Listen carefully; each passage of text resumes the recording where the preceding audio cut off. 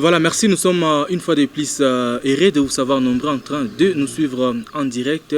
C'est votre émission Les Petites Oreilles. Ici, on saura que disent les petites oreilles par rapport à l'actualité, par rapport à la vie du football ici dans notre province du Nord Kivu. On va essayer de nous focaliser sur les relèvements de clubs de football en province du Nord Kivu, parlant également plus des équipes qui engagent la province dans les compétitions nationales. Là, je parle de la Vodacom Ligue 1, mais aussi de la deuxième division de la Lunafoot avec les 5 représentants de la province du Nord Kivu, 5 Richard Mouima.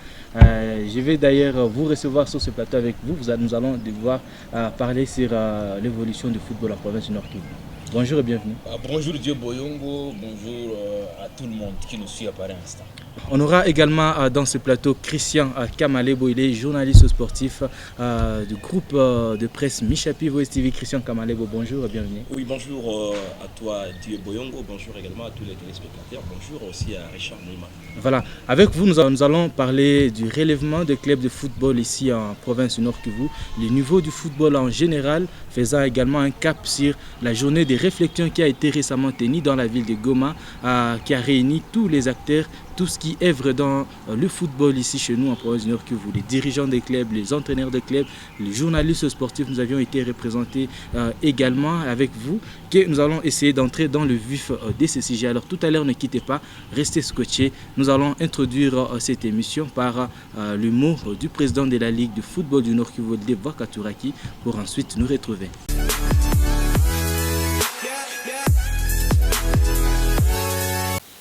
Dans notre rôle de dirigeants de football en province du Nord Kivu, nous avons été alertés par les mauvais résultats enregistrés ces dernières années par nos clubs engagés aux différentes compétitions nationales. Ceci nous a poussé à créer un cadre de réflexion qui permettra aux différents intervenants d'apporter leur contribution pour que le football du Nord Kivu puisse retrouver ses marques de noblesse reconnues sur le plan national. La journée de réflexion à laquelle vous participez ce jour et pour laquelle je sollicite votre implication vise les objectifs suivants. 1. Chercher les voies et moyens pour relever le niveau de nos équipes. 2. Favoriser une culture de dialogue entre les instances dirigeantes du football et les dirigeants des clubs. 3. Faire renaître la confiance entre le public et les équipes grâce à la bonne prestation des athlètes.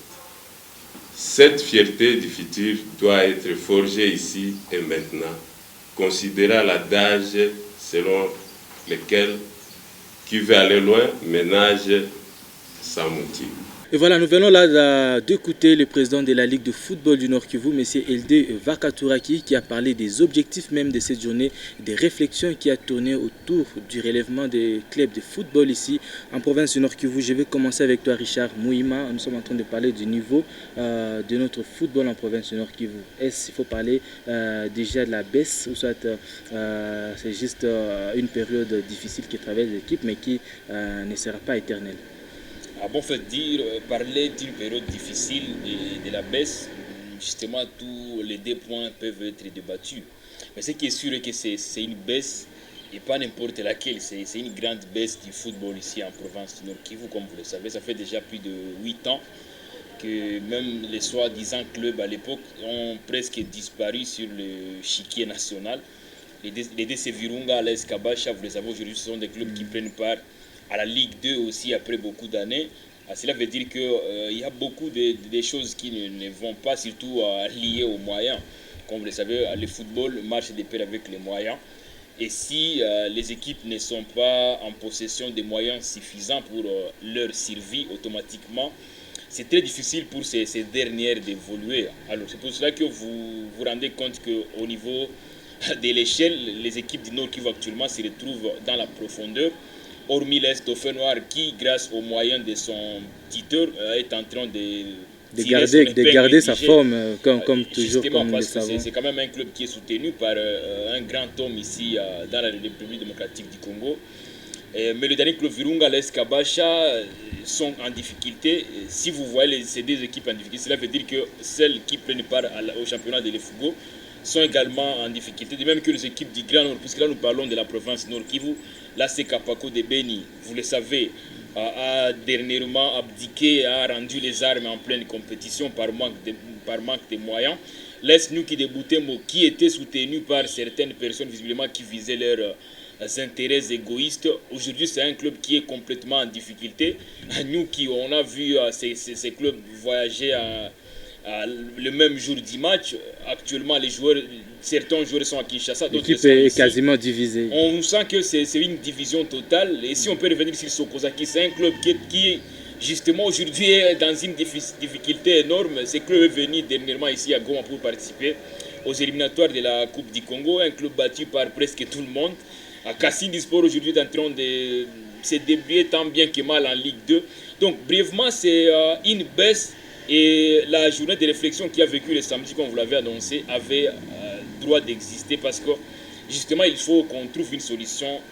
Parce que si on essaie un peu de revenir dans l'histoire, à l'époque les équipes qui venaient d'ailleurs avaient toujours peur d'affronter celles d'ici, mais ce n'est plus le cas actuellement. Voilà, et là nous parlons déjà de ces premiers thèmes d'ailleurs qui avaient été développés. On parle là de finances et sponsoring. Christian Kamalebo, est-ce que sur le plan financier et sponsoring, on peut dire quand même que ici le football de la province du Nord Kivu a vraiment besoin de voir un certain changement ou soit des initiatives? Voilà, d'abord la première initiative, c'était la tenue de cette journée de réflexion qui pour moi a été une grande réussite. Simple fait que les acteurs du football de la province du Nord Kivu ont eu le temps de pouvoir échanger, de voir quels sont les mots qui gangrènent le football en province du Nord Kivu. Certainement, Richard vient de l'évoquer, le football en Nord Kivu est en baisse. Il ne faut pas vraiment se voiler la face. C'est une dégringolade dont on risque vraiment de pouvoir être dans un ravin et avec les risques de ne pas pouvoir sortir la tête de là. Mais comme déjà, on se dit, nous sommes en train d'aller en profondeur, il faudra relever les niveaux du football, relever les niveaux des clubs. Pour moi, c'est un problème également qui dit, simple fait qu'on n'a plus de mécènes ici en province du Nord Kivu.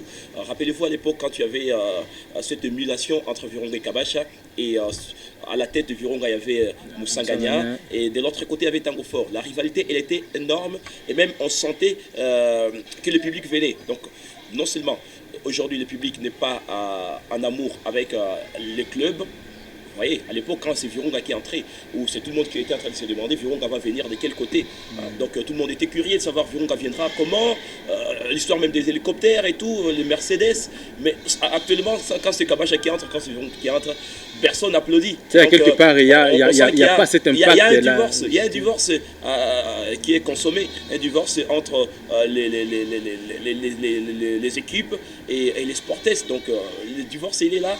C'est parce qu'il n'y a pas l'attraction, c'est parce qu'on se dit, bon, on va venir suivre cette rencontre. Et ben, qu'est-ce qu'on va voir comme spectacle? Il n'y a pas de stars, le public ne vient pas répondre présent. On a certainement un tapis synthétique et qui devrait en principe redonner encore une fois le moral au public de pouvoir venir suivre les rencontres. Mais quand tu n'as pas de spectacle, quand tu n'as pas de mécènes, quand tout bâcle, quand c'est vraiment qui peut voyager un jour de la rencontre, quand c'est nous qui voyageons le même jour du match, étant avec cette dose de fatigue et tout, et jouer un match de football, ça prouve à suffisance que les moyens financiers influent beaucoup plus sur la baisse du football ici en province du Nord Kivu. Et pour relever cela, nous sommes en train d'en appeler à la conscience de tous nos mécènes, des entreprises privées telles que publiques, de pouvoir venir mettre la main à la pâte, de pouvoir venir aider ces équipes. Certainement qu'il y a les allègements fiscaux qui seront là en contrepartie. Voilà, il y a certaines entreprises qui sont exonérées d'une taxe ou d'une autre. Alors, question de demander au gouvernement provincial de pouvoir obliger, moi j'ai dit bien exiger ces entreprises. C'est déjà parmi les grandes, parmi les grandes résolutions, parmi les grandes recommandations, parce que même madame la ministre était là, on a eu à pouvoir faire la lecture de ces différentes recommandations. Je pense que cette fois-là, ce sera pour venir sauver le football ici en province du Nord Kivu, parce que je ne vais pas revenir, c'est ce que Richard vient de dire, à Beni, à Butembo, là, vraiment c'est la catastrophe. Les équipes n'ont même pas de partenaires, n'ont même pas de sponsors. Kapako, jusqu'à présent, l'équipe s'est dit, bon, comment est-ce qu'on va voyager? Comment est-ce qu'on va atteindre Kisangani? Comment est-ce qu'on va atteindre atteindre Kindu. Il n'y a pas de moyens. Et s'ils peuvent obtenir les titres même de voyage auprès même du gouvernement provincial, ça pourrait faire du bon moqueur à ces. Mais nous restons dans la même thématique, Richard Mouima. Est-ce que, comparablement à d'autres clubs qui viennent d'autres provinces, nous avions vu les équipes de Lubumbashi ici en ville de Goma, à l'occurrence c'était le Lupopo avec 2 sponsors. Est-ce une magie pour la province du Nord Kivu, puisque depuis toujours, on n'a jamais vu une équipe de la province du Nord qui s'est dotée, ou ça s'est trouvé un partenaire fidèle avec qui travailler sérieusement. Ah bon, en fait, une magie, là, c'est trop fort. Ce n'est pas une magie, encore moins une sorcellerie. Mais ce qui est sûr est que ici, en province Nord Kivu, il y a beaucoup d'aspects qui sont mis de côté. Et cela ne favorise pas surtout cette attraction des clubs, surtout si on parle des potentiels sponsors. En fait, à Lubumbashi, vous avez souligné, vous avez évoqué en passant le Saint-Éloi Lupopo. Il y a Mazembe qui a plus de 4 ou 5 sponsors. Il y a d'autres clubs comme Lubumbashi Sport, sans pour autant parler, même des clubs de Kinshasa. On sent que même des clubs comme RCK peuvent se taper des sponsors. Un club qui ne peut même pas réunir 500 supporters, ou même 300. Est soutenu par une grande entreprise du côté de Kinshasa. Alors c'est quoi les secrets? Les secrets, c'est d'abord l'organisation au niveau interne des équipes. En fait, comme je le disais tout juste au début, il y a beaucoup d'aspects qui sont mis de côté, à l'instar surtout de l'aspect lié au management. Au management également, aux connaisseurs, aux vrais connaisseurs du football. Et qui parle des vrais connaisseurs, on ne parle pas seulement des acteurs, on parle également des communicologues, par exemple, qui n'existent pas dans des équipes. Vous avez parlé des équipes de Kinshasa ou de Lubumbashi. Ces équipes arrivent régulièrement ici avec leurs communicologues, leurs communicants. Mais ici, dans la ville de Goma, c'est difficile pour un club même de voyager avec un journaliste ou même avec un communicologue. Alors imaginez-vous, pour avoir un partenaire, ce qui est sûr, il faut préétablir un plan de communication qui doit en principe convaincre le potentiel à sponsor. Mais ce n'est pas le cas ici. Qui va le faire? Est-ce que c'est le président lui-même qui joue en même temps les rôles des secrétaires, des conseillers, des trésoriers, qui va encore une fois écrire des notes, plutôt des écrits convaincants pour attirer un sponsor vers... On parle déjà de ces problèmes de structuration de clubs. C'est là où il y a un grand problème.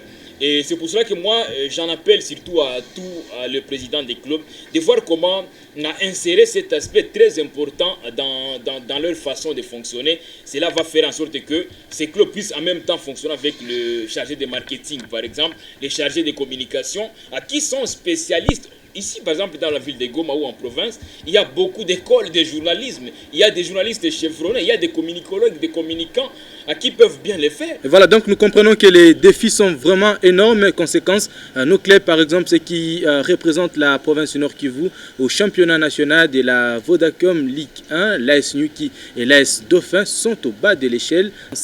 Après 9 sorties, une seule victoire, 2 matchs nuls et 6 défaites au total. Ça fait trop. Au total, nous, pour son séjour à Kinshasa, a encaissé 9 buts, autant que 10 buts, voulais-je dire, plutôt 11 buts contre un seul but marqué. Dauphin a encaissé 9 3 matchs. disputés. Ce qui fait une très mauvaise image du football de la province Nord Kivu, l'AS Dauphin Noir qui est 15e sur ce même classement partiel avec un total de seulement 3 points sur 24, sur 8 sorties, une seule victoire et 7 défaites. Donc comprenez que ça va vraiment mal.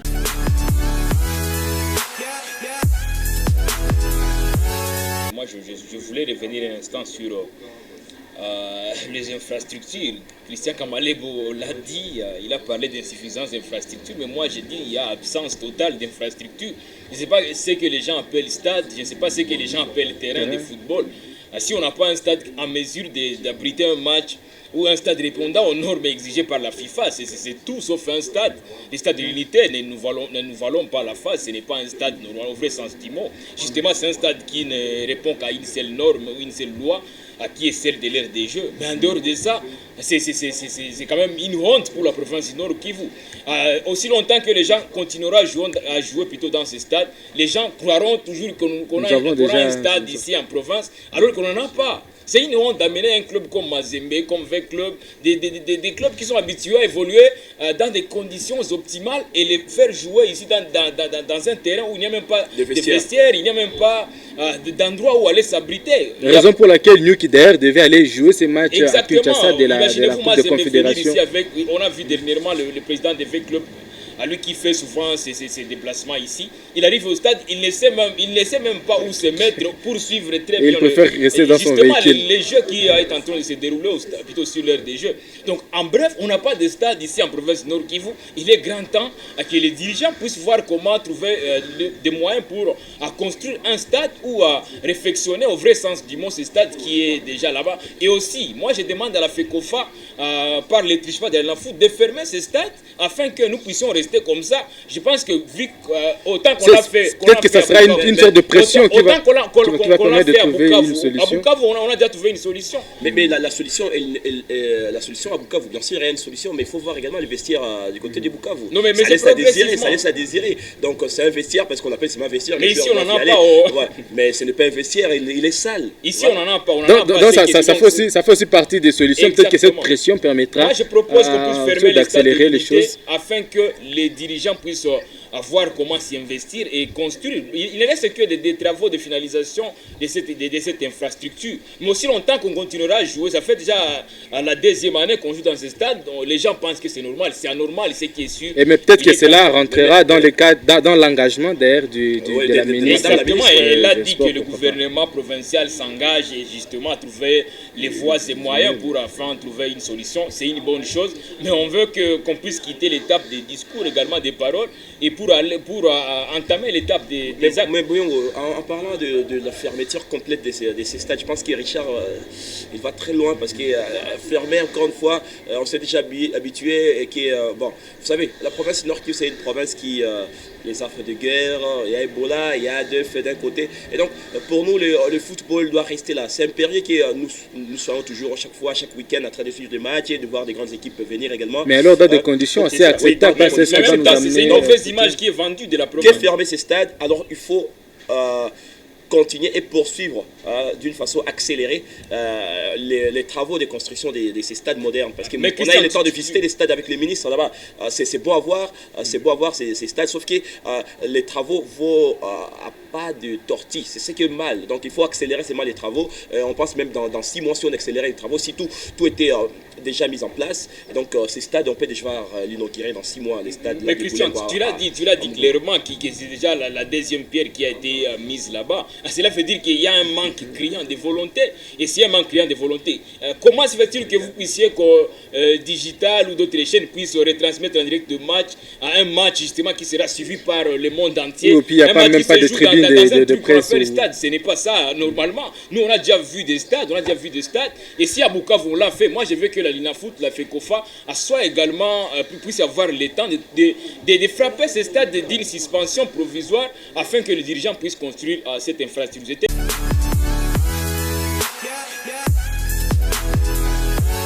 C'est un honneur pour moi et pour tous les gouvernements provinciaux de coordonner les travaux de cette journée de réflexion qui vise le relèvement du niveau des clubs de football du Nord Kivu. L'organisation de cette journée de réflexion constitue une preuve que le gouvernement provincial a, à travers ses organes dont la Ligue de football du Nord Kivu, attache un intérêt particulier sur l'amélioration qualitative de la prestation de toutes les équipes sans discrimination aucune. Permettez-moi de profiter de cette occasion pour remercier les organisateurs de cette journée et vous rassurer de l'engagement qu'a mon ministère dans la recherche des solutions auxquelles les équipes et les clubs se heurtent. C'est pour cette raison que j'attends de ces assises des solutions idoines pour que notre province puisse renouer avec son prestige footballistique. Ici, j'attire la mémoire de nous tous pour redorer l'image du football, à l'instar de ces grands athlètes du Nord Kivu qui l'ont fait dans le passé, à travers les compétitions nationales et internationales. Et voilà, c'était donc Priska Luanda Kamala, ministre provincial de sport, qui a réitéré l'engagement du gouvernement provincial à pouvoir chercher des solutions adéquates dans ces problèmes auxquels font face les équipes de football en province du Nord Kivu. Richard Mouima, nous allons prendre ce propos du ministre aussi plausible pour essayer de juger un tout petit peu les niveaux de ce football. Je suis en train de l'encourager parce que le secteur sportif, ce n'est pas un secteur réservé à tout le monde. Justement, tout ce qu'elle a dit, c'est intéressant. Mais moi, je veux, puisqu'en dehors de ça, hormis tout ce qu'elle a pu évoquer, il y a un problème criant lié au déplacement des équipes. Les équipes ne voyagent presque plus. Nous qui voyagent le même jour du match, après une prière d'une semaine, on ne sait pas. Dauphin Noir qui voyage pour ses propres frais. Il y a des équipes comme Kapako, je ne sais pas si Kapako va m'effectuer. Kapako a déjà encaissé un forfait déjà. Kapako devrait jouer, je pense, à Kindu. Kapako a brillé par son absence. Cela veut dire que ça augure mal. On sait les conditions dans lesquelles Virunga a voyagé. Virunga qui reste toujours bloqué, qui serait bloqué à Kindu pour un problème de moyens. On ne sait pas, peut-être Virunga sera ici très bientôt. On connaît les problèmes auxquels font face à ces équipes. Il est grand temps que nous puissions quitter directement les moments des discours et qu'on puisse voir comment peut-être mettre même 50% des moyens à la disposition des équipes afin que ces équipes se retrouvent dans de bonnes conditions. Moi je pense que les défaites concédées par les équipes du Nord Kivu, cela ne veut pas dire qu'au Nord Kivu il n'y a pas de grands joueurs. Il y a des grands joueurs, mais c'est parce qu'ils sont mal encadrés, ils ne sont pas motivés et cela est à la base aujourd'hui de cette baisse du football. Nous revenons une fois de plus sur cette journée de réflexion en vue du relèvement de clubs de football ici en province Nord Kivu. Mais pour cette fois, nous allons essayer de nous focaliser sur le parole de certains mécènes dans ces assises. Bien sûr, on parle de M. Antoine Moussanganya Lubongera qui fut président du dernier club Virunga de Goma avant de s'envoler pour Kinshasa où il est d'abord passé par le dernier club Motema Pembe avant de rejoindre le football club Renaissance. Aujourd'hui, il est dans la ville de Goma et il a pris part à ces assises. Christian Akamale, il faut revenir sur les propos de Moussanganya. Vous l'avez interviewé, lui qui a fait part de ses sentiments, de ses émotions par rapport à cette journée, mais qui a également parlé de lui comme un vieux qui a fait son temps. Il faudra laisser de la place à ceux qui sont en train de venir après. Bon, je commence à féliciter les organisateurs, surtout l'initiateur, qui est le président de la Ligue du football Nord Kivu, M. LD. Je pense que les travaux se sont très bien déroulés. Les recommandations qui en ont sorti, je pense que ça va booster aussi le foot au Nord Kivu. Vous savez, à notre époque, il y avait des sponsors, je peux dire. Moi-même, j'ai sponsorisé Virunga, il y a mon frère Tangofor qui était chez Kabacha, il y avait d'autres qui étaient chez Bankin, Café Sport. Bon, maintenant, tous sont partis, ils ne sont plus là. Bon, voilà, il y a les jeunes gens qui ont pris notre relève. Je pense que c'est à eux de voir comment ils peuvent chercher d'autres sponsors. Les sportifs du Nord Kivu ont toujours compté sur moi et je continue à les aider. S'il y a moyen, j'ai toujours aidé les équipes du Nord Kivu. Non, les relever, c'est trop dire. Moi, j'étais dirigeant, j'ai fait mon temps. Il faut laisser les gens, disons, laisser la place aux autres. Tout ce que j'ai fait, les enfants du Nord Kivu le savent.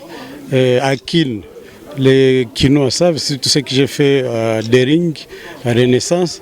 Bon, maintenant, je dois me reposer et laisser la place aux autres. Il y a des dauphins et tous ceux qui sont là, c'est nous qui les avons fabriqués. Le football, il faut d'abord avoir un cœur dur,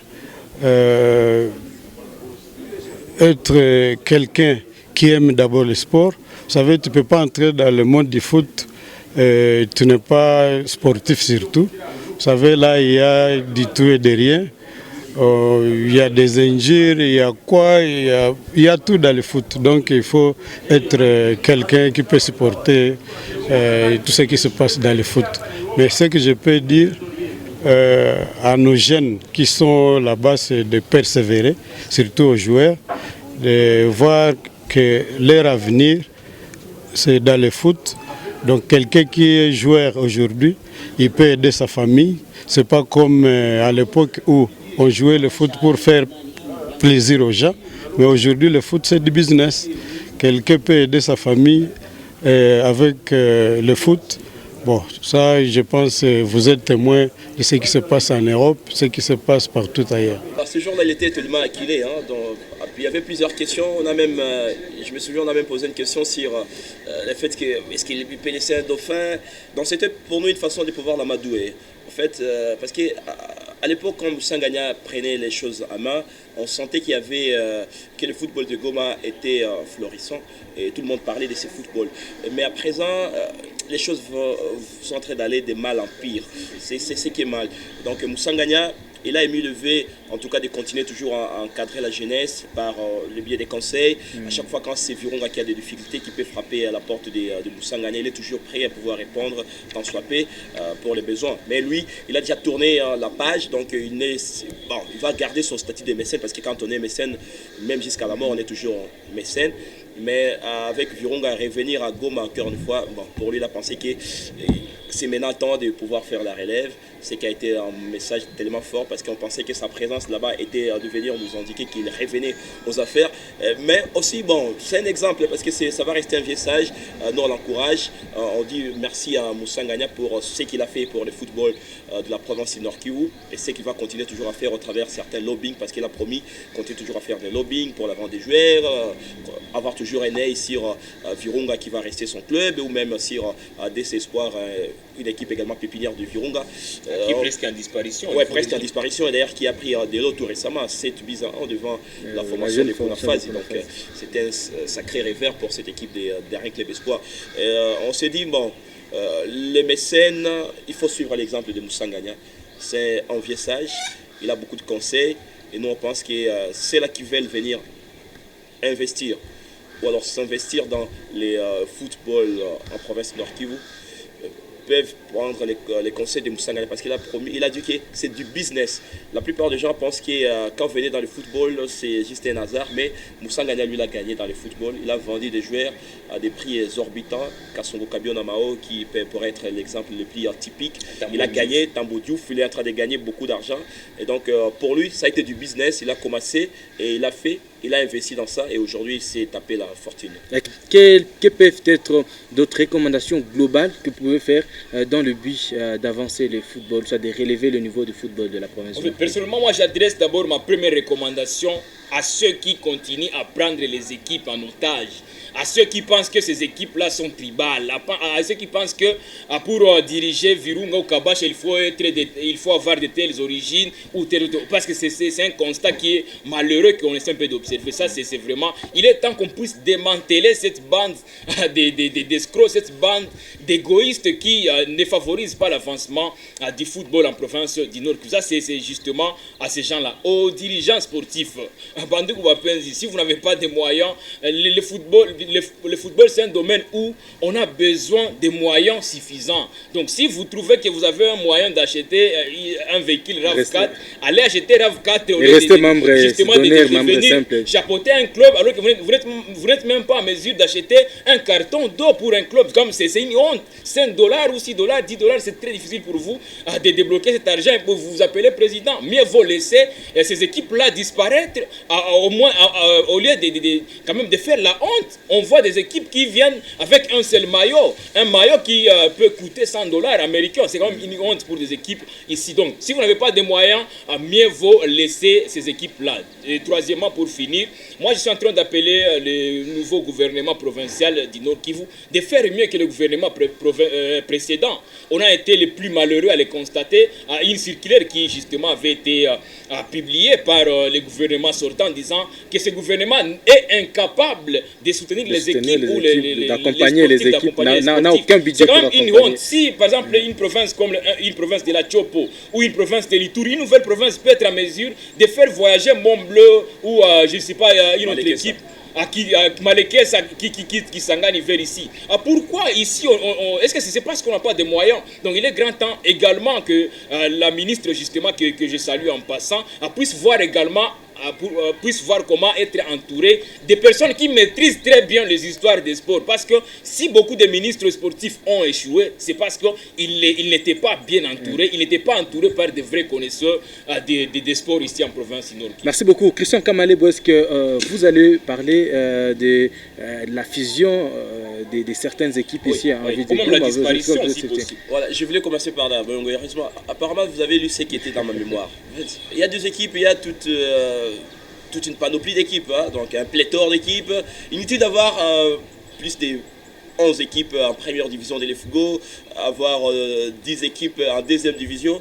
Mais si on faisait la fusion de ces équipes, si on peut fusionner par exemple 2 équipes et avoir une équipe fiable et viable. Voilà, c'est ça, ça va rester la caractéristique.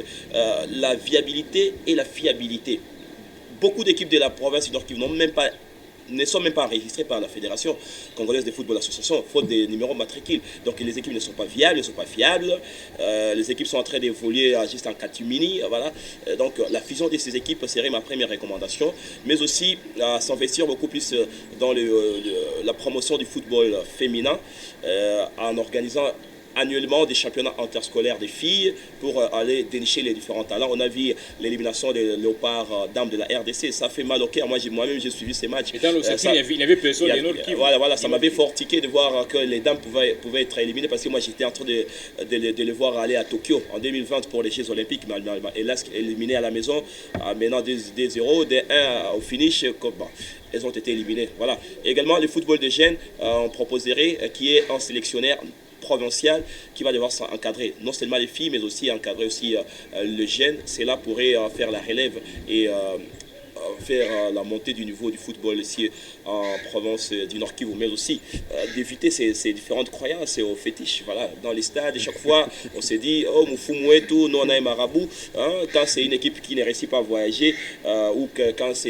sont des entraîneurs qui restent ici et qu'il faut faire voyager 4 féticheurs, 4 marabouts pour aller gagner un match. Donc, c'est aussi des pratiques qu'il faut gagner ou perdre ou alors perdre. Donc, ce sont des pratiques qu'il faut décourager. Voilà, j'ai dit félicitations à Virunga qui a fait un résultat probant. Pour moi, Virunga sait bien voyager. Ça va rester parmi les équipes qui ont réussi à bien faire leur voyage. Donc, félicitations à Virunga. On pense que Kabasha, qui attendit à Kisangani, fera aussi même.